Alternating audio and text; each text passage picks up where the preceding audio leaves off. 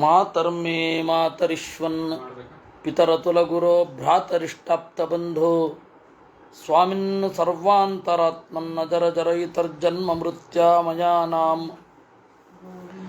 ಗೋವಿಂದೇ ದೇಹಿ ಭಕ್ತಿಂ ಭವತಿ ಚ ಭಗವನ್ ಊರ್ಜಿತಾಂ ನಿರ್ನಿಮಿತ್ತಾಂ ನಿರ್ವ್ಯಾಜಾಂ ನಿಶ್ಚಲಾಂ ಸದ್ಗುಣಗಣಬೃಹತೀಂ ಶಾಶ್ವತೀಮಾಶುದೇವ ನಾರಾಯಣಂ ನಮಸ್ಕೃತ್ಯ ನರಂ ಚೈವ ನರೋತ್ತಮಂ ದೇವೀಂ ಸರಸ್ವತೀಂ ವ್ಯಾಸಂ ತತೋ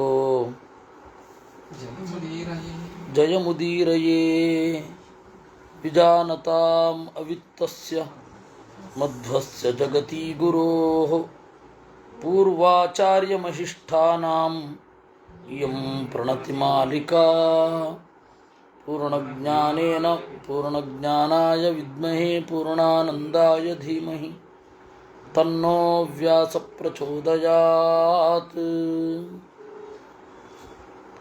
ಶ್ರೀಮಹೇಶ್ವರಃ ಪ್ರೇತ್ಯಭಾವೇ ಶೃಣುಫಲಂ ದತ್ತಸ್ಯ ಚ ಕೃತಸ್ಯ ಚ ದಾನಂ ಷಡ್ಗುಣಯುಕ್ತಂ ಚ ತದರ್ಹಾಯ ಯಥಾವಿಧಿ ಯಥಾ ವಿಭವತೋ ದಾನಂ ದಾತವ್ಯಮಿತಿ ಮಾನವೈಃ. ಸತ್ಮೇಲೆ ಏನು ಫಲ? ಯಾಕೆ ಸತ್ಮೇಲೆ ಯಾಕೆ ಫಲ? ಬದುಕಿರಬೇಕಾದ್ರೆ ಯಾಕೆ ಫಲ ಅಲ್ಲ? ಅದಕ್ಕೆ ನನ್ನ ಕಾರಣ ನೋಡಿದೆವು. ಬದುಕಿರಬೇಕಾದ್ರೇ ಫಲ ಕೊಡ್ತೀವಿ ಅಂದರೆ ಜನ ಅದನ್ನು ಇನ್ವೆಸ್ಟ್ಮೆಂಟ್ ಅಂತ ನೋಡ್ತಾರೆ. ಷೇರುಪೇಟೆಯಲ್ಲಿ ಹಾಕಿದ ದುಡ್ಡು ಇಷ್ಟು ರಿಟರ್ನ್ಸನ್ನು ಕೊಡಬೇಕು ಅಂತ ಇವರೆಲ್ಲ ತಲೆ ಕೆಡಿಸ್ಕೊಂಡು ಬುದ್ಧಿ ಉಪಯೋಗಿಸೋ ರೀತಿಯಲ್ಲಿ ದಾನವನ್ನು ಮಾಡೋದ್ರ ಗತಿ ಏನು? ಅದಕ್ಕೆ ದೇವರೇನು ಮಾಡ್ದ? ದಾನ ಈಗ ಮಾಡ್ರಪ್ಪ, ಇದ್ರ ಫಲ ಮುಂದೆ ಕೊಡ್ತೀನಿ ಇಂದ. ಹಾಗಾದರೆ ಅಲ್ಲಿ ಹೇಗೆ ಮಾನುಷ್ಯ ಲೋಕದಲ್ಲಿ ಅದು ಯಾವ ರೀತಿ ಫಲವನ್ನು ಕೊಡುತ್ತೆ? ವೃದ್ಧಿ, ಆಯುಷ್ಯ, ಆರೋಗ್ಯ, ಬಲ, ಭಾಗ್ಯ, ಆಗಮ. ಇದಂ ದತ್ತಂ ಇದಂ ದೇಯಂ ಇತ್ಯೇವಂ ಫಲಕಾಂಕ್ಷಯ ಯದ್ದತ್ತಂ ತತ್ತದೇವ ಸ್ಯಾತ್ ನತು ಕಿಂಚನ ಲಭ್ಯತೆ. ನೀವು ಏನು ಬೇಕು ಅಂತ ಕೊಟ್ಟಿರ್ತೀರೋ ಅದು ಸಿಗತ್ತೆ. ಏನೂ ಬೇಡ ಅಂತ ಕೊಟ್ಟಿದ್ರೆ ಅದೆಲ್ಲವೂ ಸಿಗತ್ತೆ. ಇದು ನಿನ್ನೆ ಆಗಿತ್ತು. ಈಗ ದೇವತಾನಾಂತು ಪೂಜಾಯ ದೇವೇಶ್ವೇವ ಸಮಾಹಿತ ವಿಶಿಷ್ಟಂ ಯಜ್ಞಮುಚ್ಯತೆ ಲೌಕಿಕಂ ವೈದಿಕಂ ಚೈವ ತನ್ಮೇ ಶಂಸಿತುಮರ್ಹಸಿ. ಇನ್ನು ಲೌಕಿಕ ಯಜ್ಞ ಮಿಗಿಲೋ ದೈವಿಕ ಯಜ್ಞ ವೈದಿಕ ಯಜ್ಞ ಮಿಗಿಲೋ? ಪಾರ್ವತಿ ಕೇಳ್ತಾ ಇದ್ದಾಳೆ, ಲೌಕಿಕ ಯಜ್ಞ ಮಿಗಿಲೋ ವೈದಿಕ ಯಜ್ಞ ಮಿಗಿಲೋ ಅಂತ. ಅದಕ್ಕೆ ರುದ್ರದೇವರು ಲೌಕಿಕ ಅಂದರೆ ಏನು, ವೈದಿಕ ಅಂದರೆ ಏನು, ಅದರ ನಿರ್ವಚನದ ಜೊತೆಗೆ ಅದರ ಫಲವನ್ನು ಹೇಳ್ತಾರೆ. ಈಗ ಪ್ರಶ್ನೆ ಕೇಳೋದ್ಲು, ಲೌಕಿಕ ಯಜ್ಞ ಮಿಗಿಲ ವೈದಿಕ ಯಜ್ಞ ಮಿಗಿಲ, ಹಾಗಂದ್ರೇನು? ಮೊದಲು ಪ್ರಶ್ನೆ ಬರುತ್ತೆ ನಮಗೆ. ಮೊದಲು ಅದನ್ನು ಎಕ್ಸ್ಪ್ಲೈನ್ ಮಾಡುವ ತಲೆನೋವಿಲ್ಲ. ಯಾಕೆ ಅಂದರೆ ರುದ್ರದೇವರು ಉತ್ತರ ಕೊಡುವಾಗ ಲೌಕಿಕ ಯಜ್ಞ ಏನು, ವೈದಿಕ ಯಜ್ಞ ಏನು ಅನ್ನೋದನ್ನು ಮೊದಲು ಎಕ್ಸ್ಪ್ಲೈನ್ ಮಾಡಿ ಆಮೇಲೆ ಉತ್ತರ ಕೊಡ್ತಾ ಇದ್ದಾರೆ. ದೇವತಾನಾಂತು ಪೂಜಾಯ ಯಜ್ಞೇಶ್ವೇವ ಸಮಾಹಿತ ಯಜ್ಞ ವೇದೇಶ್ವಧೀತಾಶ್ಚ ವೇದ ಬ್ರಾಹ್ಮಣ ಸಂಯುತಾ. ದೇವತೆಗಳ ಪೂಜೆ ಎಲ್ಲ ಯಜ್ಞವೇ. ಬೆಳಗ್ಗೆ ಎದ್ದು ಏನು ಪ್ರತಿಮಾರ್ಚನೆ ಮಾಡ್ತೇವೆ ಅದು ಯಜ್ಞವೇ. ಯಜ್ಞ ವೇದದಲ್ಲಿ ಇದೆ. ವೇದವನ್ನು ಬಳಸಿ ಏನು ಮಾಡಿದ್ರೂ ಯಜ್ಞವೇ. ಇದು ಒಂದನ್ನು ತಿಳ್ಕೊಳ್ಳಿ. ವೇದ ಬ್ರಾಹ್ಮಣ ಸಂಯುತಾ ವೇದವನ್ನು ಬಲ್ಲವರಿಂದ ಕೂಡಿಕೊಂಡ ಯಜ್ಞ. ಇದಂತು ಸಕಲಂ ದ್ರವ್ಯಂ ದಿವಿ ವಾ ಭುವಿ ವಾ ಪ್ರಿಯೇ ಯಜ್ಞಾರ್ಥಂ ವಿದ್ಧಿ ತತ್ಸೃಷ್ಟಂ ಲೋಕಾನಾಂ ಹಿತಕಾಮ್ಯಯ. ಇಲ್ಲಿ ಇರುವ ಎಲ್ಲವೂ ಕೂಡ ಆ ದಿವಿ ಅಲೌಕಿಕವಾದ ದ್ರವ್ಯ, ಲೌಕಿಕವಾದ ದ್ರವ್ಯ ಎಲ್ಲವೂ ಕೂಡ ಯಜ್ಞಕ್ಕಾಗಿಯೇ ಇದೆ. ದಿವಿ ಅಲೌಕಿಕವಾದದ್ದು ಯಾವುದು? ಆಕಾಶದಲ್ಲಿಯೇ ಮೂಡುವಂಥದ್ದು. ಮಳೆ, ಸಿಡಿಲು, ಗುಡುಗು, ಮಿಂಚು, ಇದು ಈ ದ್ರವ್ಯವೂ ಯಜ್ಞಕ್ಕಾಗಿಯೇ ಇರುವಂಥದ್ದು, ನಿಮ್ಮ ಮಾನಸಿಕ ಯಜ್ಞಕ್ಕಾಗಿ ಇರುವಂಥದ್ದು. ಛಂದೋಗ ಉಪನಿಷತ್ತಿನಲ್ಲಿ ಹೇಳಿದ ಹಾಗೆ ಮಳೆ ಅನ್ನೋದು ಒಂದು ಯಜ್ಞ ಅಂತ ನೀವು ಚಿಂತನೆ ಮಾಡಿದರೆ ಅದು ದಿವ್ಯ ಯಜ್ಞ.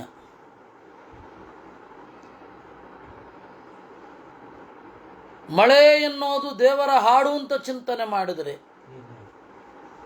ಪಶುಗಳ ಕೂಗು, ಕಾಡಿನ ನಾಡಿನ ಪಶುಗಳ ಕೂಗು, ನಾಯಿ ಬೊಗಳುತ್ತೆ, ಹಕ್ಕಿಗಳು ಉಲಿಯುತ್ತವೆ, ಆನೆ ಘೀಳಿಡುತ್ತೆ, ಅದಕ್ಕೆಲ್ಲ ಪ್ರತ್ಯೇಕ ಶಬ್ದಗಳೇ ಇದೆ. ಇಂಗ್ಲೀಷಿನಲ್ಲಿ ಹೇಗೆ, ಕನ್ನಡದಲ್ಲೆಲ್ಲ ಹಾಗೆ. ಆದರೆ ಕನ್ನಡ ಯಾರು ಕೂಡ ಓದೋದಿಲ್ಲ. ಯಾಕೆ ಅಂದರೆ ಅದು ಅರ್ಥಕರಿ ಅಲ್ಲ. ಅರ್ಥಕರಿ ಹಣ ಏನು ಬರೋಲ್ಲ. ಇಂಗ್ಲೀಷ್ ಓದಿದ್ರೆ ಹಣ ಬೇಕಷ್ಟು ಸಿಗತ್ತೆ. ಅದನ್ನಾದರೂ ಏನು ಚೆನ್ನಾಗೇನು ಓದ್ತಾ ಇಲ್ಲ ನಾವು. ಆದರೆ ಜನರಲ್ಲಿ ಒಂದು ಭ್ರಮೆ ಏನು ಅಂದರೆ ಇಂಗ್ಲೀಷು ಚೆನ್ನಾಗಿ ಓದಿದ್ರೆ ಸಾಕು, ಅದರಿಂದ ಹಣ ಬರುತ್ತೆ, ಕನ್ನಡವನ್ನು ಓದಬೇಕಾಗಿಲ್ಲ. ಕನ್ನಡವನ್ನು ನೀವು ಓದಬೇಕಾಗಿರೋದು ಹಣ ಬರುತ್ತೆ ಅಂತಲ್ಲ, ಅಥವಾ ಸಂಸ್ಕೃತವನ್ನು ಓದಬೇಕಾಗಿರೋದು ಹಣ ಬರುತ್ತೆ ಅಂತಲ್ಲ. ನೀವು ಒಳಗಡೆಯಿಂದ ಬೆಳಿಲಿಕ್ಕೆ ಆ ಎರಡೂ ಭಾಷೆಯನ್ನು ನೀವು ಓದಬೇಕು. ಇಂಗ್ಲೀಷಿನಲ್ಲಿ ಬೆಳವಣಿಗೆಯೇ ಇಲ್ಲ, ಅದಕ್ಕೆ ಕನ್ನಡದಲ್ಲಿ ಆನೆ ಕೂಗತ್ತೆ ಎನ್ನಬಾರದು, ಆನೆ ಘೀಳಿಡತ್ತೆ ಎನ್ನಬೇಕು. ಸಮುದ್ರದ ಮೊರೆತ ಅನ್ನಬೇಕು, ಸಮುದ್ರದ ಸೌಂಡು ಅನ್ನಬಾರದು, ಚೆನ್ನಾಗಿರಲ್ಲ. ಹಾಗೆ ಇದೆಲ್ಲವೂ ಕೂಡ ಪ್ರಾಣಿಗಳ, ಬೇರೆ ಬೇರೆ ಪ್ರಾಣಿಗಳ ಹುಲಿಗಳು, ಅದೆಲ್ಲವೂ ಕೂಡ ಹಾಡು. ಆ ಹಾಡು ಅಂತ ನೀವು ಅನುಸಂಧಾನ ಮಾಡಿದ್ರೆ ಅದು ದಿವ್ಯ ಯಜ್ಞ. ನೋಡಿದ್ರ, ನಾವು ಮಾನವರಾದರೂ ದಿವ್ಯವಾದ ಯಜ್ಞ ಮಾಡಬಹುದು. ನಾವು ಈ ಭಾವನೆ ದಿವ್ಯ ಅನ್ಬೇಕು ಅಲ್ವಾ? ಆದರೆ ನಾವಿವತ್ತು ವಸ್ತು ದಿವ್ಯ ಅಂತ ಇದ್ದೀವಿ. ಶ್ರೀ ಶ್ರೀ 10,008 ಶ್ರೀಪಾದಂಗಳವರು ತಮ್ಮ ದಿವ್ಯ ಹಸ್ತದಿಂದ ಏನು ಕೈಯೊಂದನ್ನೇ ಆಕಾಶದಿಂದ ಏನು ಹೊಲಿದಿರ್ತಾರ ತೋಳಿಗೆ.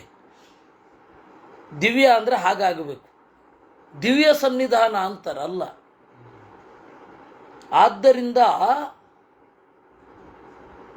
ದಿವ್ಯ ಯಜ್ಞ ಇದು.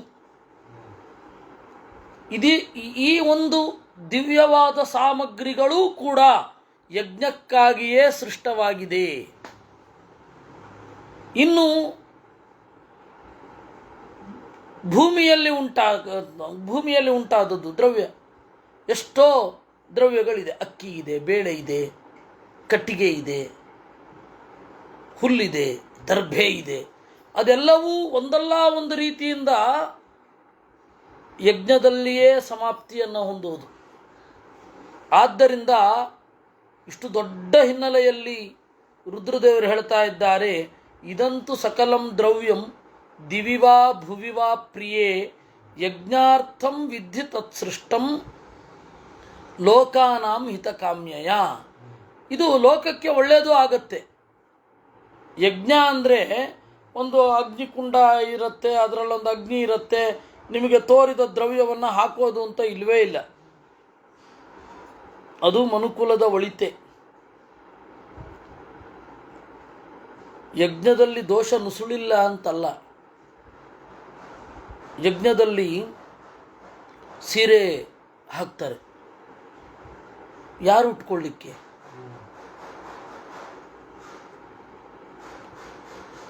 ಯಾವುದಾದ್ರೂ ದೇವಿ ಸಂಬಂಧವಾದ ಯಜ್ಞವನ್ನು ಮಾಡ್ತಾರೆ, ಆ ಯಜ್ಞದಲ್ಲಿ ಸೀರೆಯನ್ನು ಹಾಕ್ತಾರೆ. ಇದೆಲ್ಲ ಅಸಂಗತ, ಇದು ಎಲ್ಲೂ ಹೇಳಲಿಲ್ಲ. ಲೋಕಕ್ಕೆ ಹಿತ ಆಗತ್ತೆ ಯಜ್ಞದಿಂದ. ಅದಕ್ಕೆ ನೀವು ನೋಡಿ, ಒಬ್ಬ ಚೆನ್ನಾಗಿ ಯಜ್ಞ ಮಾಡಿದ ಅಂದರೆ ಯಾಕೆ ಆಗೋಲ್ಲ?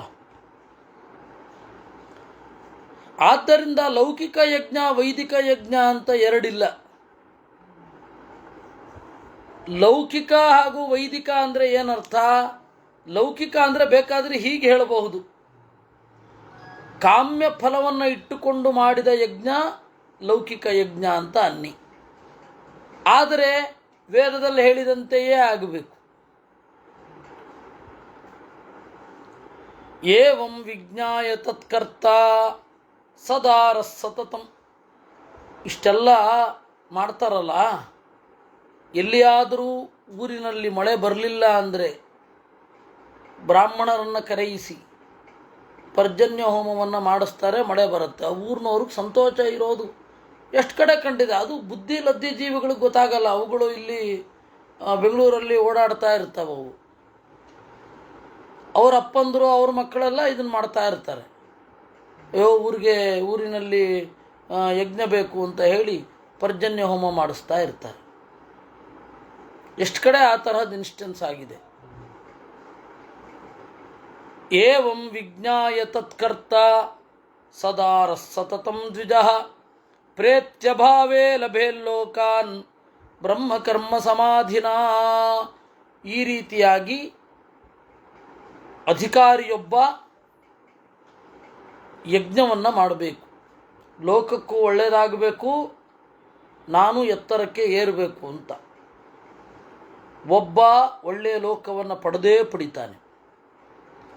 ತಸ್ಮಾದ್ ವಿಪ್ರೇರ್ಯಥಾ ಶಾಸ್ತ್ರಂ ವಿಧಿದೃಷ್ಟೇನ ಕರ್ಮಣ ಯಜ್ಞಕರ್ಮ ಕೃತಂ ತರವಂ ದೇವತಾ ಅಭಿತರ್ಪಯೇತ್. ಆದ್ದರಿಂದ ವಿಧಿದೃಷ್ಟವಾದ ಕರ್ಮದಿಂದ ಶಾಸ್ತ್ರಕ್ಕೆ ಅನುಗುಣವಾಗಿ ಯಜ್ಞವನ್ನು ಮಾಡಿದರೆ ದೇವತೆಗಳು ಸಂತುಷ್ಟರಾಗಿಯೇ ಆಗ್ತಾರೆ. ಅಗ್ಜಿಷ್ಟೋಮಾದಿಭಿರ್ಯಜ್ಞೈ ವೇದೇಶು ಪರಿಕಲ್ಪಿತೈ ಸುಶುದ್ಧೈರ್ಯಜಮಾನೈಶ್ಚ ಮೃತ್ಯುಭ್ಯಿಶ್ಚ ಯಥಾ ವಿಧಿ. ಅಗ್ನಿಷ್ಟೋಮ, ಅತಿರಾತ್ರ, ವಾಜಪೇಯ, ಜ್ಯೋತಿಷ್ಠೋಮ ಈ ಯಜ್ಞಗಳನ್ನು ಪ್ರಕೃತಿ ಯಜ್ಞಗಳು ಅಂತ ಕರೀತಾರೆ. 7 ಮೂಲಭೂತವಾದ ಯಜ್ಞಗಳು. ಆ 7 ಮೂಲಭೂತವಾದ ಯಜ್ಞವನ್ನು ಇಟ್ಟುಕೊಂಡು ಅದು ವೇದಗಳು ಹೇಳಿದ್ದು. ಒಳ್ಳೆ ಯಜಮಾನರಿರಬೇಕು, ಒಳ್ಳೆ ಪುರೋಹಿತರಿರಬೇಕು. ಶುದ್ಧೈರ್ ದ್ರವ್ಯೋಪಕರಣೈ ಎಷ್ಟವ್ಯಮಿತಿ ನಿಶ್ಚಯ. ದ್ರವ್ಯ ಶುದ್ಧವಾಗಿ ಇರಬೇಕು, ಇದರಿಂದ ಹೋಮಿಸಬೇಕು. ತಥಾ ಕೃತೇಷು ಯಜ್ಞೇಷು ದೇವಾನಾಂ ತೋಷಣಂ ಭವೇತ್ ತುಷ್ಟೇಷು ಸರ್ವದೇವೇಷು ಯಜ್ವಾ ಯಜ್ಞಫಲಂ ಲಭೇತ್. ಹೀಗೆ ಯಾಗ ಮಾಡಿದರೆ ದೇವತೆಗಳು ಸಂತುಷ್ಟರಾಗ್ತಾರೆ. ಆವಾಗ ಯಜ್ಞಫಲ ಸಿಗತ್ತೆ. ದೇವ ಸಂತೋಷಿತ ಯಜ್ಞೈ ಲೋಕಾನ್ ಸಂವರ್ಧಯಂತ್ಯುತ ಉಭಯೋರ್ಲೋಕಯೋಃ ಪ್ರೀತಿ ದೇವಿ ಯಜ್ಞೆ ಪ್ರದೃಶ್ಯತೆ. ದೇವತೆಗಳು ಯಜ್ಞದಿಂದ ಸಂತುಷ್ಟರಾಗಿ ಲೋಕವನ್ನು ಬೆಳೆಸ್ತಾರೆ. ಬೆಳೆಸೋದು ಅಂದರೆ ಏನರ್ಥ? ಸಮೃದ್ಧಿ ಉಂಟು ಮಾಡೋದು ಅಂತ ಅರ್ಥ. ಎರಡೂ ಲೋಕಗಳಲ್ಲಿ ಆ ಯಜಮಾನನಿಗೆ ಪ್ರೀತಿ ಸಂತೋಷ ಉಂಟಾಗತ್ತೆ. ತಸ್ಮಾದ್ಯಜ್ವಾ ದಿವಂ ಗತ್ವಾ ಅಮರೈಃ ಸಹ ಮೋದತೆ ನಾಸ್ತಿ ಯಜ್ಞ ಸಮಂ ದಾನಂ ನಾಸ್ತಿ ಯಜ್ಞ ಸಮೋ ನಿಧಿ. ಆದ್ದರಿಂದ ಯಜ್ಞಕ್ಕಿಂತ ಮಿಗಿಲಾದ ದಾನವಿಲ್ಲ, ಯಜ್ಞಕ್ಕಿಂತ ಮಿಗಿಲಾದ ಸಂಪತ್ತಿಲ್ಲ. ಯಾಕೆ ಅಂದರೆ ಉಪಭೋಗ ಅಂತ ನಾವೇನು ಮಾಡ್ತೇವಲ್ಲ,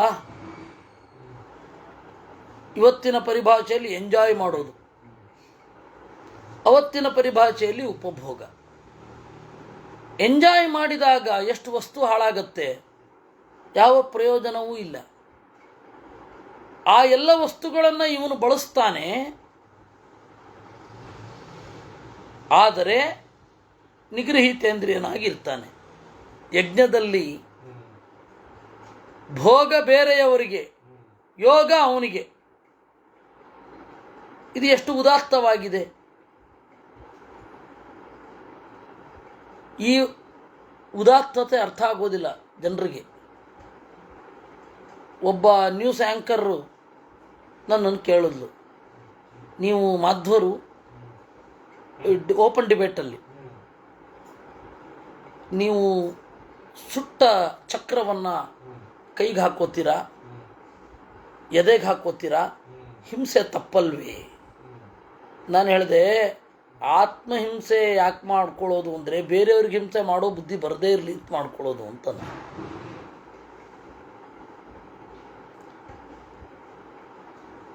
ಆತ್ಮಹಿಂಸೆ ಮಾಡಿಕೊಳ್ಬೇಕು, ಆತ್ಮಹಿಂಸೆ ಮಾಡಿಕೊಳ್ಳೋದೇ ಬೇರೆಯವ್ರಿಗೆ ಹಿಂಸೆ ಮಾಡದೇ ಇರಲಿ ಅಂತ. ಹಾಗೆ ಕೇಳಿದವರು ಜೈನರು. ನಾನು ಹೇಳಿದೆ, ನೀವು ಕೂಡ ಎಲ್ಲ ತಪಸ್ಸುಗಳನ್ನು, ಎಲ್ಲ ಇಂದ್ರಿಯ ನಿಗ್ರಹಗಳನ್ನು ಮಾಡೋದು ಲೋಕದ ಕಲ್ಯಾಣಕ್ಕಾಗಿ ಅಲ್ವಾ? ಹಾಗೆ ಪ್ರತಿಯೊಂದು ಕಡೆ ನಮ್ಮನ್ನು ನಾವು ಶಿಕ್ಷಿಸಿಕೊಂಡ್ರೆ ಸಮಸ್ಯೆ ಇಲ್ಲ. ನಾವು ಬೇರೆಯವರನ್ನು ಅನವಶ್ಯಕವಾಗಿ ದಂಡಿಸಬಾರದು. ಅಧಿಕಾರ ಇದ್ದರೆ ದಂಡಿಸಿರಲಿ, ಅಧಿಕಾರ ಇಲ್ಲ ದಂಡಿಸ್ಲಿಕ್ಕಿಲ್ಲ. ನಮ್ಮನ್ನು ನಾವು ದಂಡಿಸ್ಕೊಂಡ್ರೆ ಬೇರೆಯವ್ರನ್ನ ನಾವು ದಂಡಿಸಲ್ಲ.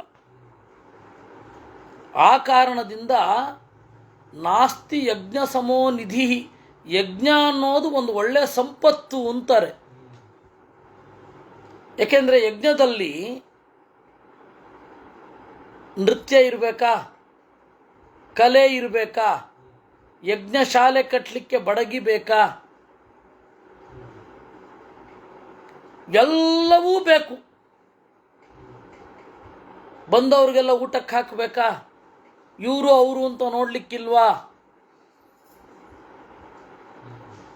ಇಷ್ಟೆಲ್ಲ ದುಡ್ಡು ಖರ್ಚು ಮಾಡಿ ತಾನು ಇಂದ್ರಿಯ ನಿಗ್ರಹದಿಂದ ಇರ್ತಾನೆ. ಇದು ಒಳ್ಳೆಯದಲ್ವ? ಇದು ಉದಾತ್ತತೆ ಅಲ್ವಾ? ನಾನು ಪ್ರಯಾಣ ಮಾಡಲಿಕ್ಕೆ, ನಾನು ಹೋಗಲಿಕ್ಕೆ ಅಷ್ಟೊಂದು ದುಡ್ಡನ್ನು ಖರ್ಚು ಮಾಡಿ ನಾನು ಲ್ಯಾವಿಶ್ ಆಗಿ ಇರ್ತೇನೆ, ಅದರಿಂದ ಬೇರೆಯವ್ರಿಗೆ ಪ್ರಯೋಜನ ಇಲ್ಲ ಅನ್ನೋದಕ್ಕಿಂತ ಇದು ಒಳ್ಳೆಯದು.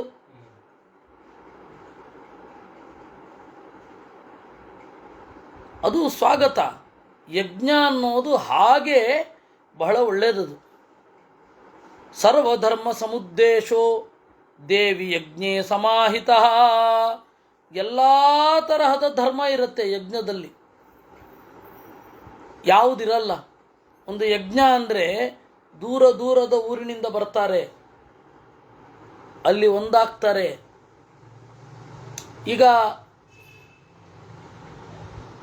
ಒಂದು ಭಾಗವತ ಉಪನ್ಯಾಸ ನಡೆಯುತ್ತೆ, ಮಂಗಳಕ್ಕೆ ಜನ ಬರ್ತಾರೆ ಅಂದರೆ, ಅಥವಾ ಒಬ್ಬ ವೇದಾಂತ ಪಾಠ ಹೇಳ್ತಾ ಇರ್ತಾನೆ, ಅವನ ಹತ್ರ ಜನ ಸೇರ್ತಾರೆ ಅಂದರೆ ಅವರವರಲ್ಲಿ ಗೆಳೆತನ ಬೆಳೆಯುತ್ತೆ, ಅವರವರಲ್ಲಿ ಒಂದು ಬಾಂಧವ್ಯ ಬೆಳೆಯುತ್ತೆ. ಒಬ್ಬರ ಕಷ್ಟಕ್ಕೆ ಇನ್ನೊಬ್ಬರು ಆಗ್ತಾರೆ. ಅದೇ ರೀತಿ ಯಜ್ಞ ಅಲ್ವಾ? ಆದ್ದರಿಂದ ಸರ್ವಧರ್ಮ ಸಮುದ್ದೇಶ, ಎಲ್ಲ ಸಜ್ಜನರ ಒಟ್ಟೈಸುವಿಕೆ ಆಗತ್ತೆ ಯಜ್ಞದಲ್ಲಿ. ಅದರಿಂದಾಗಿ ಆ ಥರದ ಫಂಕ್ಷನ್ ಬೇಕು. ಆದರೆ ಆ ಥರದ ಫಂಕ್ಷನ್ ಮಾತ್ರ ಜೀವನ ಅಲ್ಲ, ಅದು ಒಂದು ಬೇಕು. ಸರ್ವಧರ್ಮ ಸಮುದ್ದೇಶ ದೇವಿ ಯಜ್ಞೇ ಎಲ್ಲ ತರಹದ ಧರ್ಮ, ಗೃಹಸ್ಥ ಧರ್ಮ ಉಂಟು, ಆಯಿತಾ? ಭಿಕ್ಷು ಧರ್ಮ ಉಂಟು ಅಲ್ಲಿ ಯಜ್ಞದಲ್ಲಿ, ಕಲಾಧರ್ಮ ಉಂಟು, ನೈಪುಣ್ಯ ಧರ್ಮ ಉಂಟು, ಸೇವಾ ಧರ್ಮ ಉಂಟು, ಏನಿಲ್ಲ ಎಲ್ಲವೂ ಇದೆ. ದಾನ ಧರ್ಮ ಉಂಟು, ಎಲ್ಲವೂ ಇದೆ. ಏಷ ಯಜ್ಞಕೃತ ಪೂಜಾ, ಲೌಕಿಕೀಮಪರಾಂ ಶೃಣು. ಆದ್ದರಿಂದ ವೈದಿಕ ಯಾಗ ಲೌಕಿಕ ಯಾಗ ಅಂತ ಎರಡು ಬೇರೆ ಇಲ್ಲ. ಬೇಕಾದರೆ ಲೌಕಿಕ ಯಾಗ ಲೋಕಕ್ಕೆ ಮಾತ್ರ ಸೀಮಿತ ಆಗಬಹುದು, ಆದರೆ ವೈದಿಕ ಯಾಗ ಲೌಕಿಕಕ್ಕೆ ಸಂದೇ ಸಲ್ಲುತ್ತದೆ. ಕೃಷ್ಣ ಪರಮಾತ್ಮ ಯಾಗ ಮಾಡಿದಾಗ ಎಲ್ಲರಿಗೂ ಸಲ್ಲಲಿಲ್ವೇ? ರಾಮ ಯಾಗ ಮಾಡಿದಾಗ ಎಲ್ಲರಿಗೂ ಸಲ್ಲಲಿಲ್ವೇ? ಅದರಿಂದಾಗಿ ವೈದಿಕ ಯಜ್ಞ ಲೋಕಕ್ಕೆ ಅನ್ವಯ ಆಗತ್ತೆ. ಆದರೆ ಲೌಕಿಕ ಯಜ್ಞ ಹಾಗ ನೋಡೋಣ. ಲೌಕಿಕೀಮಪರಾಂ ಶೃಣು ದೇವ ಸತ್ಕಾರ ಮುದ್ದಿಶ್ಯ ಕ್ರಿಯತೆ ಲೌಕಿಕೋತ್ಸವ. ಲೋಕಯಜ್ಞ ಅಂದರೆ ಯಾವುದು ಗೊತ್ತಾ? ದೇವಗೋಷ್ಠೇಧಿ ಸಂಸ್ಕೃತ್ಯ ಚೋತ್ಸವಂ ಯಕ್ಕರೋತಿ ವೈ. ದೇವತೆಗಳಾಗುವಾಗ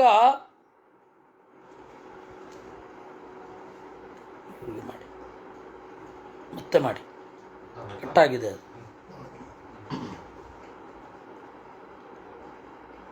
ದೇವ ಸತ್ಕಾರ ಮುದ್ದಿಶ್ಯ ಕ್ರಿಯತೆ ಲೌಕಿಕೋತ್ಸವ. ದೇವತಾ ಪೂಜೆಯನ್ನು ಒಳಗೊಂಡ ಉತ್ಸವ. ಯಾಗಾನ್ ದೇವೋಪಹಾರಾಂಶ್ಚ ಶುಚಿರ್ಭೂತ್ವಾ ಯಥಾವಿಧಿ. ಉತ್ಸವ ಅನ್ನೋದು ಲೌಕಿಕವಾದ ಯಜ್ಞ. ಉತ್ಸವ ಅನ್ನೋದು ಲೌಕಿಕವಾದ ಯಜ್ಞ. ದೇವೋತ್ಸವ, ದೇವೋತ್ಸವವನ್ನು ಸುಮ್ಮನೆ ಮಾಡಿರೋದಲ್ಲ. ಇವಾಗ ದೊಡ್ಡ ದೊಡ್ಡ ಕ್ಷೇತ್ರಗಳಲ್ಲಿ ದೊಡ್ಡ ದೊಡ್ಡ ದೊಡ್ಡ ದೊಡ್ಡ ಫಂಕ್ಷನ್ ನಡೀತಾ ಇರುತ್ತೆ. ಸುಮ್ಮನೆ ಅಲ್ಲ, ಅದು ಲೌಕಿಕ ಯಜ್ಞವೇ. ಅದು ಅಲ್ಲಿ ಯಾಗ ಉಂಟು. ದೇವೋಪಹಾರಾಂಶ್ಚ, ದೇವತೆಗಳಿಗೆ ದ್ರವ್ಯ ಸಮರ್ಪಣೆ ಇರುತ್ತೆ. ದೇವಾನ್ ಸಂತೋಷಯಿತ್ವಾತಃ ದೇವಿ ಧರ್ಮಮವಾಪ್ನುಯಾತ್ ಗಂಧಮಾಲ್ಯೈಶ್ಚ ವಿಧಿ ವಿವಿಧೈ ಪರಮಾನ್ನೇನ ಧೂಪನೈ. ಗಂಧ ಉಂಟು, ಮಾಲೆ ಉಂಟು, ಪರಮಾನ್ನ ಉಂಟು, ಧೂಪ ಉಂಟು, ವಹ್ನೀಭಿಸ್ತುತಿಭಿಶ್ಚೈವ, ಸ್ತೋತ್ರಗಳುಂಟು, ಹಾಡುವವರಿದ್ದಾರೆ. ನೃತ್ಯೈರ್ವಾದ್ಯೈಶ್ಚ ಗಾಂಧರ್ವೈ ಅನ್ಯೈರ್ದೃಷ್ಟಿ ವಿಲೋಭನೈ. ನೃತ್ಯ ಉಂಟು, ವಾದ್ಯ ಉಂಟು. ದೇವ ಸತ್ಕಾರ ಮುದ್ದಿಶ್ಯ ಕುರುವತೆ ಯೇ ನರಾ ಭುವಿ ತೇಷಾಂ ಭಕ್ತಿ ಕೃತೇನೈವ ಸತ್ಕಾರೇಣೈವ ಪೂಜಿತಾ. ಅದರಿಂದ ದೊಡ್ಡ ದೊಡ್ಡ ಕ್ಷೇತ್ರಗಳಲ್ಲಿ ನಡೆಯುವ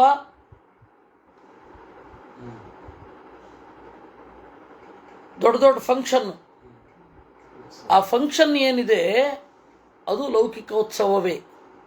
ಹಾಗಾದ್ರೆ ಲೌಕಿಕೋತ್ಸವದಿಂದ ದೂರ ಯಾಕೆ ಸರಿತೀರಾ ಅಂತ ಒಂದು ಪ್ರಶ್ನೆ.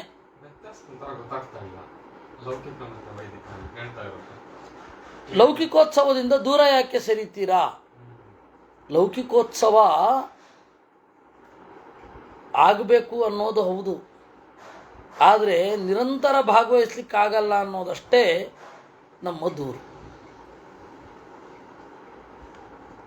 ಇದು ಲೌಕಿಕೋತ್ಸವದಲ್ಲಿ ನಿಯಮೇನ ಯಾಗ ಯಜ್ಞ ಇರಬೇಕು ಅಂತ ಇಲ್ಲ.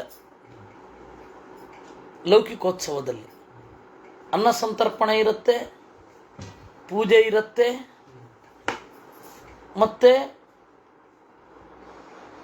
ವೇದದಲ್ಲಿ ಹೇಳಿದ ಹಾಗೆ ತಿಂಗಳಾನುಗಟ್ಟಲೆ ವರ್ಷಾನುಗಟ್ಟಲೆ ನಡೆಯೋಲ್ಲ. ವರ್ಷಾನುಗಟ್ಟಲೆ ನಡೆಯುವ ವಿಧಿ ಇದೆಯಲ್ಲ, ಅದು ವೈದಿಕ.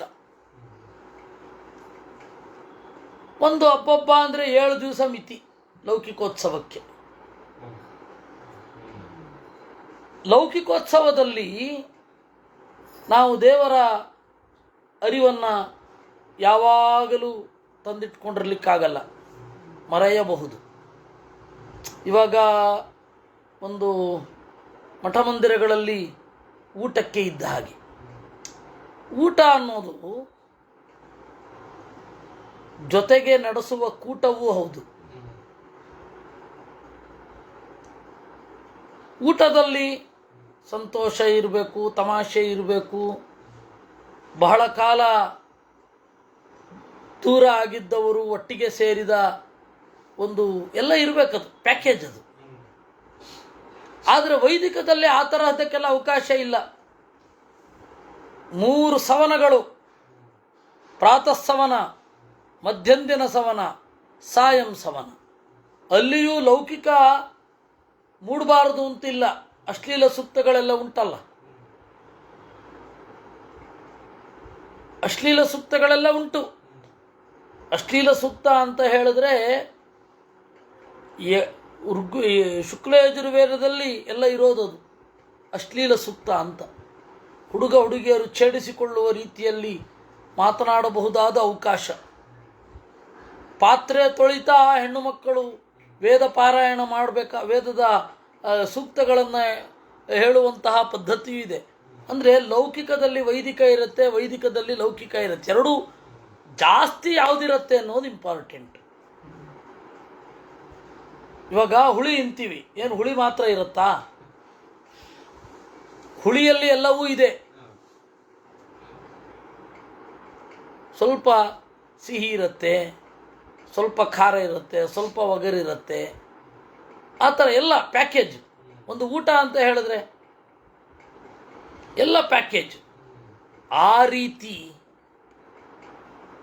ಲೌಕಿಕ ಹಾಗೂ ಪ್ರಧಾನವಾದ ಯಾವುದು ಅಂತ, ಇಲ್ಲಿ ಹುಳಿ ಪ್ರಧಾನ, ಹುಳಿ ಅನ್ನುವ ರಸ ಪ್ರಧಾನ. ಆ ರೀತಿ ವೇದದ ವಿಧಿ ಇಲ್ಲಿ ಪ್ರಧಾನ. ಇಲ್ಲಿ ಲೌಕಿಕವಾದ ಎಂಜಾಯ್ಮೆಂಟ್ ಇರುತ್ತೆ, ಅದು ಪ್ರಧಾನ ಆಗುತ್ತೆ. ಇದು ಲೌಕಿಕ ಹಾಗೂ ವೈದಿಕ ಯಜ್ಞಗಳ ನಡುವೆ ಇರುವ ಡಿಫರೆನ್ಸ್.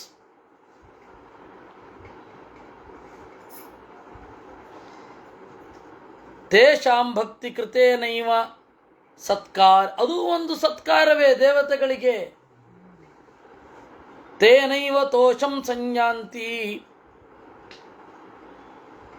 ದೇವಿ ದೇವಾಸ್ತ್ರಿವಿಷ್ಟಪೇ. ಮಾನುಷವಾದ ಉಪಚಾರದಿಂದ ದೇವತೆಗಳು ಸಂತೋಷಗೊಳ್ಳುತ್ತಾರೆ. ವಾಸ್ತವಿಕವಾಗಿ ಮನುಷ್ಯ ಲೋಕದ ಪದಾರ್ಥಗಳು ದೇವತೆಗಳಿಗೆ ಸುಖವನ್ನೇನು ಉಂಟು ಮಾಡೋಲ್ಲ.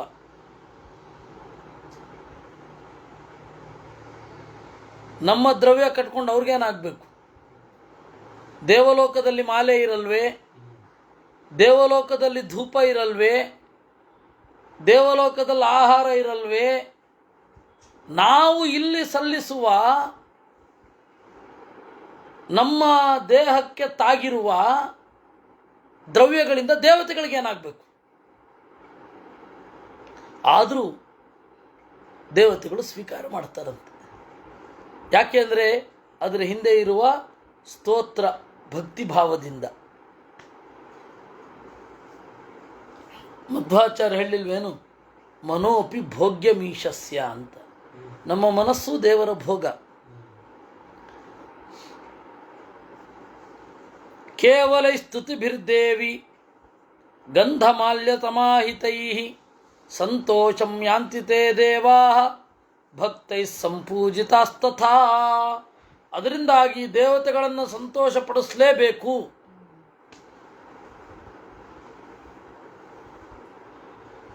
ಇದು ಲೌಕಿಕ ಹಾಗೂ ವೈದಿಕ ಯಜ್ಞಗಳು ಯಾಕೆ ಬೇಕು? ಅವಳು ಕೇಳಿದ ಪ್ರಶ್ನೆ ಏನು? ಯಾವುದು ಮಿಗಿಲು, ಲೌಕಿಕ ಯಜ್ಞ ಮಿಗಿಲೋ ವೈದಿಕ ಯಜ್ಞ ಮಿಗಿಲೋ ಅಂತ. ಎರಡೂ ಮಿಗಿಲು. ಲೌಕಿಕ ಯಜ್ಞದಿಂದ ಕ್ರಮೇಣ ವೈದಿಕ ಯಜ್ಞಕ್ಕೆ ಸ್ವಿಚ್ ಆಫ್ ಆಗಬೇಕು, ಸ್ವಿಚ್ ಆನ್ ಆಗಬೇಕು. ಆ ತರಹ ನಡೆ ಇರಬೇಕು. ನಮಗದು ಗೊತ್ತಿರಬೇಕು.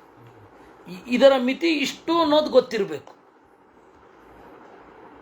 ಲೌಕಿಕ ಯಜ್ಞವೇ ಅಂತಿಮ ಅಲ್ಲ. ಈ ಯಜ್ಞದಿಂದ ಯಾರ ಆರಾಧನೆ ಮಾಡ್ತಾ ಇದ್ದೇವೆ ಅನ್ನೋ ಎಚ್ಚರವೂ ಇರಬೇಕು. ಇಷ್ಟು ಅವ್ರು ಹೇಳಿ ನಿಲ್ಲಿಸಿದ್ರು ರುದ್ರದೇವರು. ಆಗ ಪಾರ್ವತಿ ಮತ್ತೆ ಪ್ರಶ್ನೆ ಮಾಡಿದ್ಲು. ತ್ರಿವಿಷ್ಟಪಸ್ಥಾ ವೈಭೂಮೌ ದೇವಾ ಮಾನುಷ ಚೇಷ್ಟಿತಂ ಕಥಂ ಜ್ಞಾಸ್ಯಂತಿ ವಿಧಿವತ್ ತನ್ಮೇ ಶಂಸಿತುಮರ್ಹಸಿ. ಅಲ್ಲ, ನಾವು ಒಂದು ನಿಯಮಿತವಾದ ಎತ್ತರಕ್ಕೆ ಏರಿದ ಮೇಲೆ ದೈಹಿಕವಾಗಿ ಅಲ್ಲಿಂದ ಭೂಮಿ ಏನು ಕಾಣೋದೇ ಇಲ್ಲ. ಕಾಣತ್ತಾ? ಭೂಮಿ ಕಕ್ಷೆಗೆ ಹತ್ತಿರ ಆಗ್ತಾ ಇದ್ದ ಹಾಗೆ ನಾವು ಕುಳಿತಿರುವ ಸ್ಪೇಸ್ ವೆಹಿಕಲ್ ಅಂತ ಏನಿರುತ್ತೆ ಅದು ಗೊತ್ತಾಗಲಿಕ್ಕೆ ಶುರು ಆಗುತ್ತೆ. ಇಲ್ಲಿಗೂ ಕೂತ್ಕೋತೇವೆ.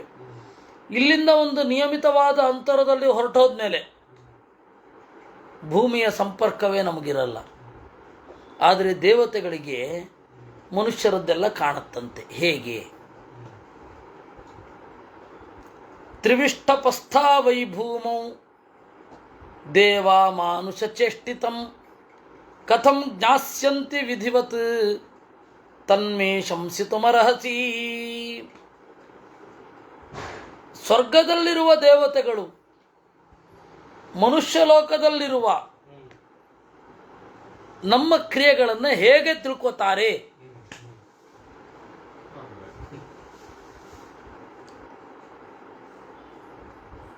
ಅಬ್ರಾಹ್ಮಿಕ್ ರಿಲಿಜನ್ಗಳಲ್ಲಿ ದೇವತೆಗಳಿಗೆ ಅಂಶ ಇಲ್ಲ,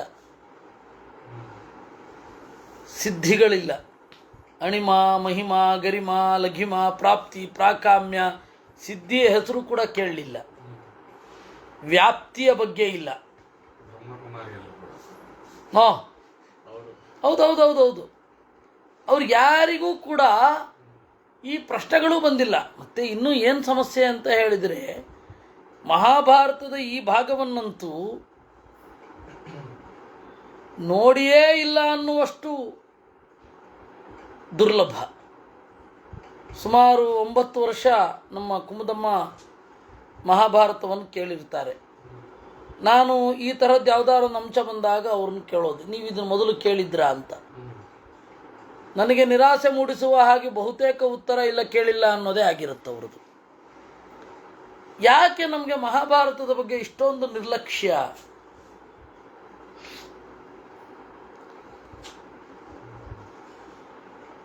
ಅವ್ರು ಬಿಡ್ರಿ, ಶಾಂಕರರು ರಾಮಾನುಜರು ಓದಲಿಲ್ಲ ಅಂದರೆ ಅದಕ್ಕೊಂದು ಕಾರಣ ಉಂಟು. ಯಾಕೆಂದರೆ ಶಂಕರರು ರಾಮಾನುಜರು ಮಹಾಭಾರತವನ್ನು ಕೊರಳು ಬಿಚ್ಚಿ ಹೋಗಲಿಲ್ಲ, ಮಹಾಭಾರತ ಓದಲೇಬೇಕು ಅಂತ ಹೇಳಲಿಲ್ಲ. ನಮಗೇನಾಗಿದೆ ರೀ, ಆಚಾರ್ಯರು ಹೇಳಲಿಲ್ವಾ ಮಹಾಭಾರತವನ್ನೇ ಓದಬೇಕು ನೀವು ಅಂತ? ನಮಗೆ ಮಹಾಭಾರತವನ್ನು ಅರ್ಥ ಮಾಡಿಕೊಳ್ಳಿಕ್ಕೆ ನಮ್ಮ ಸಿದ್ಧಾಂತದಲ್ಲಿ ಅನೇಕ ಟೂಲ್ಗಳಿದೆ. ಆಚಾರ್ಯರು ಕೊಟ್ಟಿದ್ದಾರೆ ಮಹಾಭಾರತವನ್ನು ಹೇಗೆ ಅರ್ಥ ಮಾಡ್ಕೊಳ್ಬೇಕು ಅಂತ. ಅವರಲ್ಲಿ ಟೂಲೇ ಇಲ್ಲ, ಅದರಿಂದಾಗ ಅವ್ರು ಓದದೆ ಹೋದರೆ ತಪ್ಪಿಲ್ಲ. ಯಾಕೆಂದರೆ ಅವ್ರಿಗೆ ಅದನ್ನು ಹೇಳಲಿಲ್ಲ. ಅವ್ರ ಆಚಾರ್ಯ ಹೇಳಿದಾರ? ಅವರು ಯಾವ ಆಚಾರ್ಯರನ್ನು ನಂಬಿದ್ದಾರೋ ಅವರು ಹೇಳಲಿಲ್ಲ. ಆದರೆ ನಮ್ಮ ಆಚಾರ್ಯರು ಹೇಳಿದ್ದಾರೆ ಹೀಗೆ ಓದಬೇಕು ನೀವು ಅಂತ.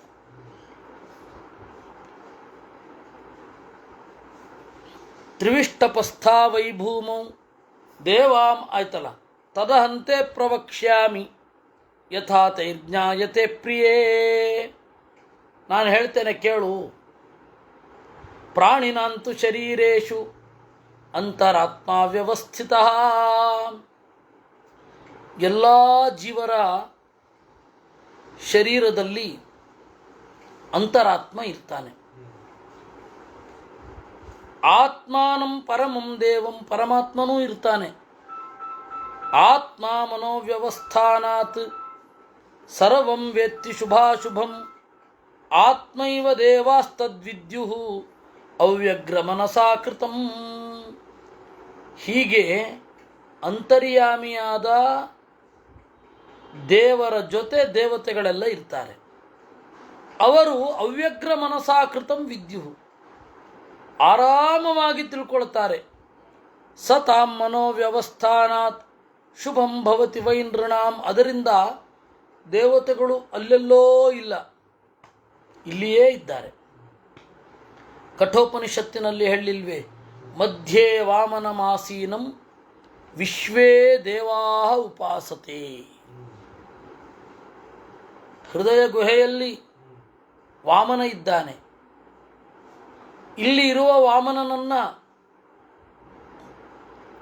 ಪ್ರತಿಯೊಬ್ಬ ಮನುಷ್ಯನ ಒಳಗಡೆ ಇರುವ ಹೃದಯದಲ್ಲಿರುವ ದೇವರನ್ನು ಅಥವಾ ಪ್ರತಿಯೊಂದು ಜೀವಿಗಳ ಆ ದೇವತೆಗಳು ಆರಾಧನೆ ಮಾಡ್ತಾರೆ.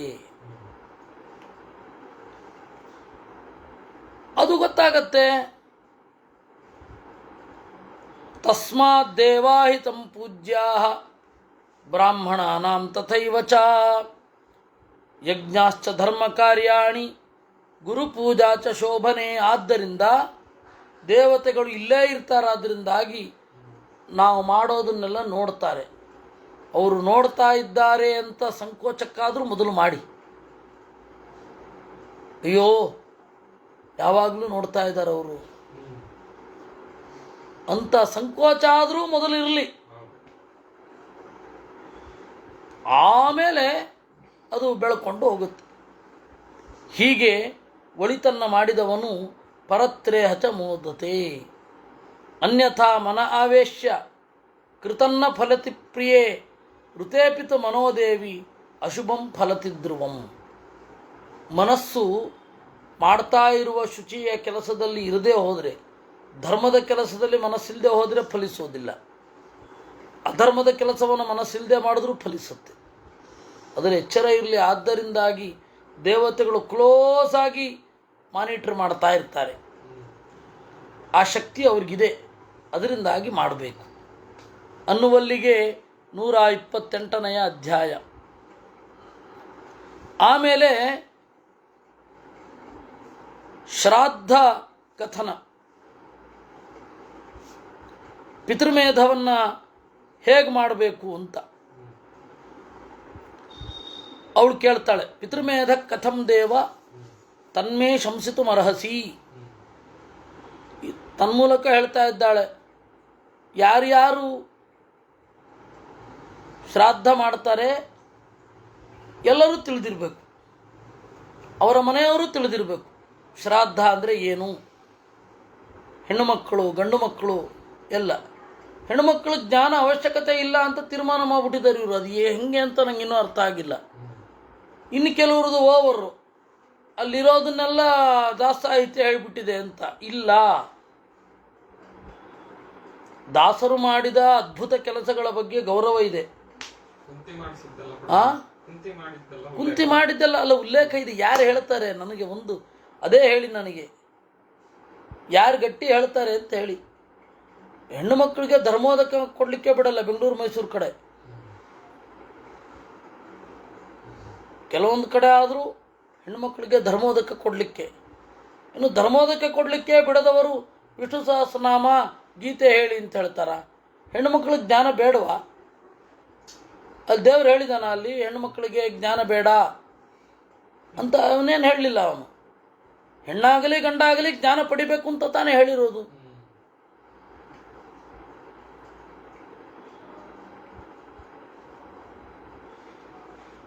ಆದ್ದರಿಂದ ನಾವು ಈ ಜರಾಕ್ಸ್ಗಳನ್ನೆಲ್ಲ ದಾಟಿ ಮೂಲಕ್ಕೆ ಬರಬೇಕು. ರುಕ್ಮಿಣೀಶ ವಿಜಯ, ಲಕ್ಷ್ಮೀ ಶೋಭಾನೆ ಅದೆಲ್ಲ ಜರಾಕ್ಸ್. ಅದನ್ನು ದಾಟಿ ಮೂಲಕ್ಕೆ ಬರಬೇಕು.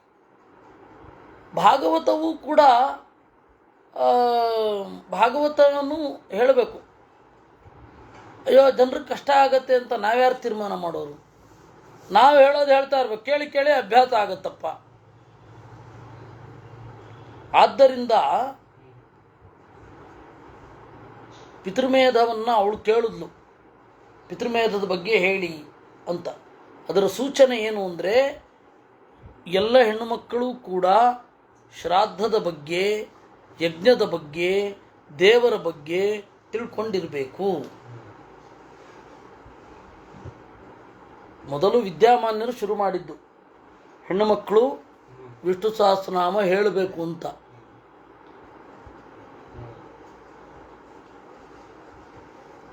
ಆಮೇಲೆ ಅದು ಅದರ ಪೀಕ್ ವಾಕ್ಯಾರ್ಥಗಳನ್ನೆಲ್ಲ ನಾನು ನೋಡಿದ್ದೇನೆ.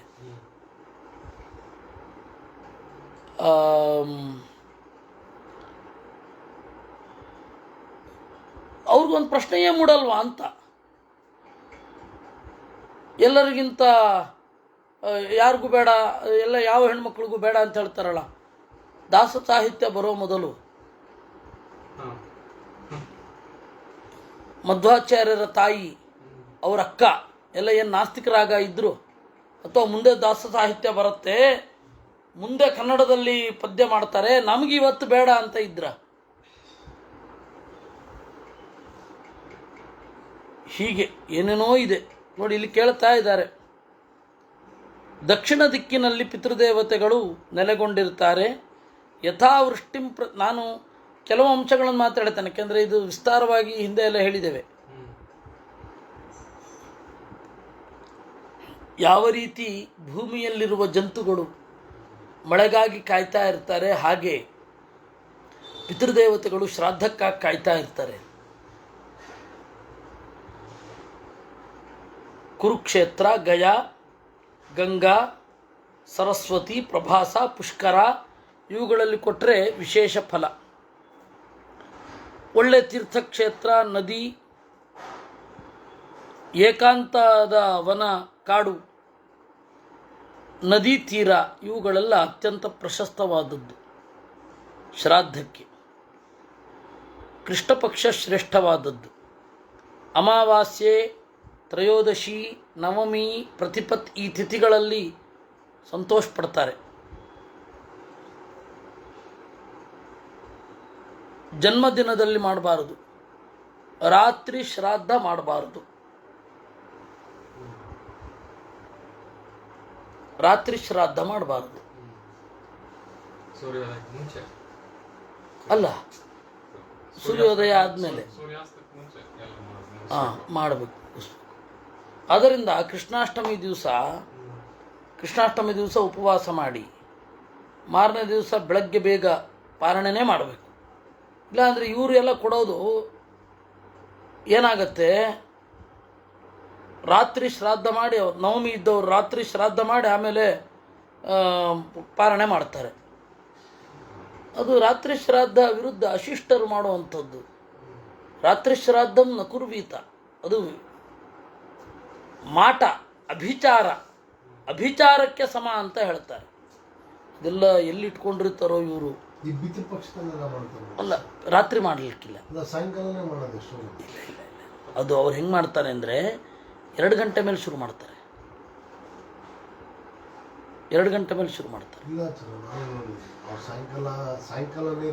ಯಾರು ತುಂಬಾ ಜನ ಮಾಡೋದು ತಪ್ಪೇ. ತುಂಬ ಜನ ಮಾಡ್ತಾರೆ ಅಂತ ಅದು ಪ್ರಮಾಣ ಆಗೋದೇ ಇಲ್ಲ. ಅಪಾಂಕ್ತೆಯರನ್ನು ಬಿಡಬೇಕು, ಬ್ರಾಹ್ಮಣರನ್ನ, ಅದನ್ನೆಲ್ಲ ನಾವು ಎಲ್ಲ ನೋಡಿದ್ದೇವೆ. ಆಯಿತಾ. ಆಮೇಲೆ ಇದು ಧನ್ಯ ಯಶಸ್ಯ, ಕಾಮ್ಯ ಶ್ರಾದ್ದ ಇದೆ, ನೈಮಿತ್ತಿಕ ಶ್ರಾದ್ದ ಇದೆ, ನಿತ್ಯ ಶ್ರಾದ್ದ ಇದೆ. ಶ್ರಾದ್ದಾನಿ ಪುಷ್ಟಿಕಾಮಾವೈ ಯೇ ಪ್ರಕುರ್ವಂತಿ ಪಂಡಿತಾಃ ತೇಷಾಂ ಪುಷ್ಟಿಂ ಪ್ರಜಾಂ ಚೈವ ದಾಸ್ಯಂತಿ ಪಿತರಃ ಸದಾ. ಈ ರೀತಿ ಈ ಶ್ರಾದ್ದ ಅನ್ನೋದು ಕುಲಸಂಧಾರಕ, ಕುಲವನ್ನು ಗಟ್ಟಿಯಾಗಿ ಹಿಡಿದಿಡುತ್ತೆ, ಪೀಳಿಗೆಯನ್ನು ಮುಂದುವರಿಸುವಂತೆ ಮಾಡುತ್ತೆ. ಭಗವನ್ ದೇವದೇವೇ ಚ ಮೃತಾಸ್ತೆ ಭುವಿ ಜಂತವಃ ನಾನಾ ಯೋನಿಷು ಜಾಯಂತೆ ಶೀಘ್ರಂ ಕರ್ಮ ವಶಾತ್ ಪುನಃ. ಪಾರ್ವತಿ ಕೇಳ್ತಾಳೆ, ಪೂಜ್ಯರೇ, ಎಲ್ಲರೂ ಸತ್ತಿದ್ದಾರೆ, ಸಾಯ್ತಾರೆ, ಮತ್ತೆ ಹುಟ್ಟುತ್ತಾರೆ ಬೇರೆ ಬೇರೆ ಯೋನಿಗಳಲ್ಲಿ. ಪಿತೃಗಳು ದೇವತೆಗಳಾಗಿ ಹೇಗಿರ್ತಾರೆ? ಯಾಕೆಂದರೆ ಎಲ್ಲರಿಗೂ ಏನು ಭ್ರಮೆ ಅಂದರೆ ಸತ್ ಮೇಲೆ ದೇವತೆಗಳಾಗಿ ಹೋಗ್ತಾರೆ ಅಂತ.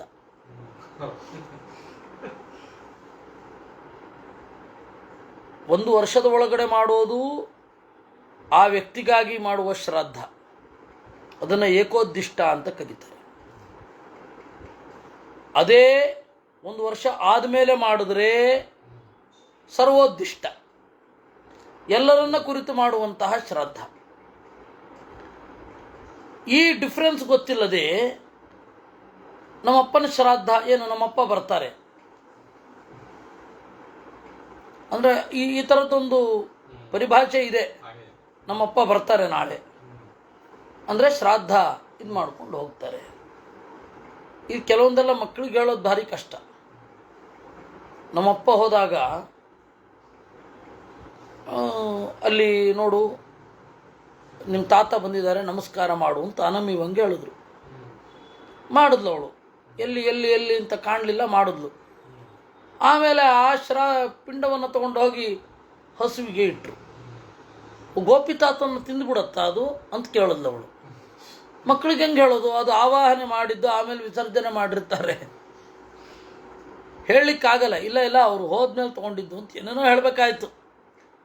ಅಂದರೆ ಈ ಪ್ರಕ್ರಿಯೆಯಲ್ಲೇ ನಿಂತು ಹೋದರೆ ಅದೇ ಥರ ಉಳಿದು ಬಿಡುತ್ತೆ. ಅದು ಒಂದು ಸಂಕೇತ ಅಂತ ಹೇಳಿ ಅವ್ರು ಬೆಳೆದ ಮೇಲೆ ಹೇಳಬೇಕು ಅಂತ, ಬೆಳೆದ ಮೇಲೆ ಹೇಳೋದು ಮರೆತು ಬಿಟ್ರೆ ಚಿಕ್ಕಂದಿನಲ್ಲಿ ಏನು ಹೇಳಿರ್ತಾರೆ ಅದೇ ತಲೆಯಲ್ಲಿ ಕೂತಿರುತ್ತೆ. ಕೆಲವೊಮ್ಮೆ ನಾಸ್ತಿಕರಾದರೆ ಇದೇ ಹೇಳ್ತಾರೆ ನೋಡಿ, ಅವರು ಈ ರೀತಿ ಮೂಢನಂಬಿಕೆ. ಆಸ್ತಿಕರಾಗಿ ಗಟ್ಟಿ ಇದ್ದರೆ ಅದು ಮೂಢನಂಬಿಕೆ ಆಗಿ ಇಲ್ಲ ಬರುತ್ತೆ, ನೀವು ಏನೇನೋ ಹೇಳ್ತಾ ಇದ್ದೀರಾ, ನಮ್ಮಪ್ಪ ಏನು ಹೇಳ್ತಾ ಇದ್ರು ಅಂತ ಶುರು ಮಾಡ್ತಾರೆ. ಎರಡೂ ಪ್ರಾಬ್ಲಮ್.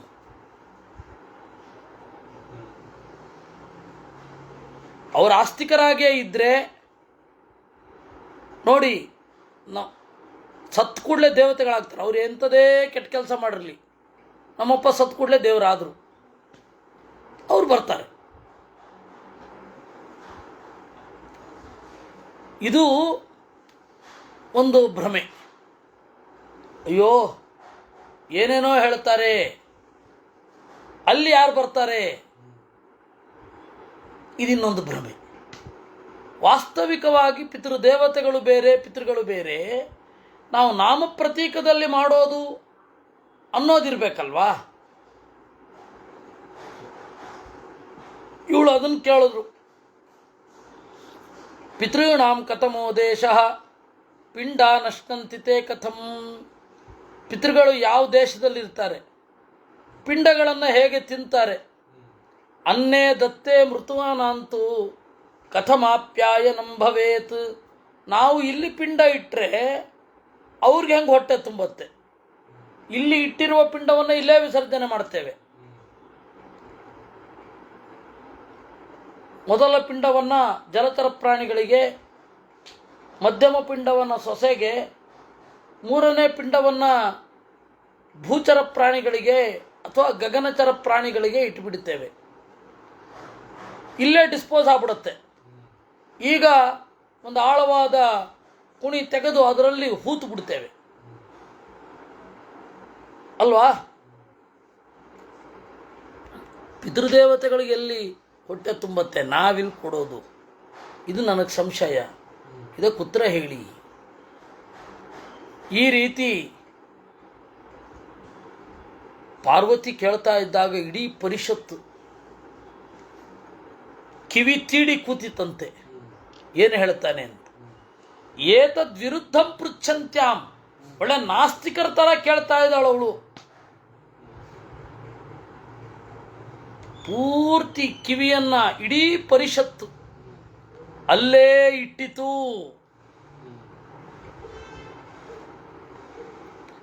ಆಗ ಸದಾಶಿವ ಬಾಯಿ ತೆರೆದ. ಸ್ಥಾನೇ ಸಂಶಯಿತಂ ದೇವಿ ಶೃಣು ಕಲ್ಯಾಣಿ ತತ್ವತಃ. ಸರಿಯಾಗಿ ಪ್ರಶ್ನೆ ಮಾಡಿದ್ಯಾ. ಗುಹ್ಯಾನಾಂ ಪರಮಂ ಗುಹ್ಯಂ ಹಿತಾನಾಂ ಪರಮಂ ಹಿತಂ. ಗುಟ್ಟುಗಳಲ್ಲಿ ಗುಟ್ಟು, ಹಿತಗಳಲ್ಲಿ ಮಿಗಿಲಾದ ಹಿತ. ಅದನ್ನ ಸೋಮವಾರ ಹೇಳ್ತೀನಿ ಅಂದ. ನಾಳೆ ಶನಿವಾರ ಒಂದು ಡೌಟು. ನಾಳೆ ಈ ನಮ್ಮ ಹಾಡಿನ ರಾಮಚಂದ್ರ ಅವರು ಫಂಕ್ಷನ್ನು ಅಲ್ಲಿ ಕರೆದಿದ್ದಾರೆ. ಬೆಂಗಳೂರೇ. ಬೆಳಗ್ಗಿನ ಎಲ್ಲ ಪಾಠಗಳುಂಟು. ಅಲ್ಲಿಂದ ಬಂದ ಮೇಲೂ ಮಾಡಬಹುದು, ಗೊತ್ತಿಲ್ಲ. ಬರೋ ಅವಕಾಶ ಇದ್ದರೆ ಪ್ರಾಯ ಅಲ್ಲಿ ಹದಿಮಾರು ದೊಡ್ಡ ಸ್ವಾಮಿಗಳು ಇರ್ತಾರೆ. ಅವರ ಉಪನ್ಯಾಸ ತಡ ಆಗುತ್ತೆ, ಅಲ್ಲಿ ತನಕ ಇರಬೇಕಾಗತ್ತೆ, ಗೊತ್ತಿಲ್ಲ. ಅದು ಏನು ಪರಿಸ್ಥಿತಿ ಇರುತ್ತೆ ಅಂತ ಗೊತ್ತಿಲ್ಲ. ನಾಳೆ ಬೆಳಗ್ಗೆ ಎಲ್ಲವೂ ಉಂಟು. ಉಪನಿಷತ್ತುಂಟು. ಆಮೇಲೆ ಕುಮುದಮ್ಮನವರ ಮನೆಯಲ್ಲಿ ಅಗ್ನಿಪುರಾಣ ಉಂಟು. ಸಂಜೆ ಮತ್ಸ್ಯಪುರಾಣ ಇದೆಯೋ ಇಲ್ವೋ ಗೊತ್ತಿಲ್ಲ. ಅದನ್ನು ನೋಡೋಣ. ನಾಡಿದ್ದಂತೂ ಯಥಾ ಪ್ರಕಾರ ಇದೆ, ಎಲ್ಲ ಇದೆ. ನಾಳೆ ಸೋಮವಾರ ಇದನ್ನು ನೋಡೋಣ. ಸ್ಥಾನೇ ಸಂಶಯಿತಂ ದೇವಿ ಕೃಷ್ಣಾರ್ಪಣ. ಶ್ರೀ ಹರಿ.